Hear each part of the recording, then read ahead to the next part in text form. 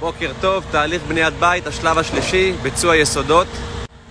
סוג היסוד בפרויקט נקבע על פי יועץ הקרקע, עושים דגימות של הקרקע. על פי סוג האדמה כאן, יועץ הקרקע קובע באיזה סוג יסוד נעבוד. אצלנו בפרויקט זה יהיה כלונסאות. יש לנו כאן מכונת קידוח שחופרת בור.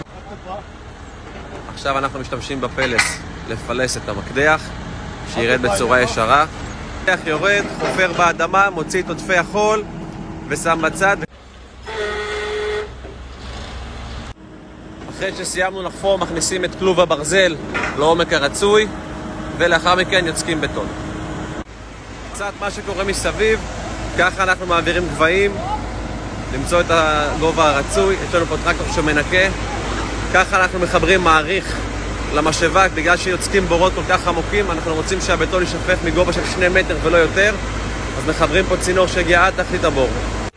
חשוב לשים לב שמכניסים את כל אורך הצינור עד כמעט תחתית הבור. סיימנו ביציקה, הגענו עד גובה של תחתית הקורה וממשיכים ליציקה הבאה. ככה זה נראה מהתא של ניב התותח המפעיל. נסמן לו במפה מה הוא קדח ומתקדמים. חופרים בור, יוצקים, חופרים בור, יוצקים. נתראה בשלב הבא.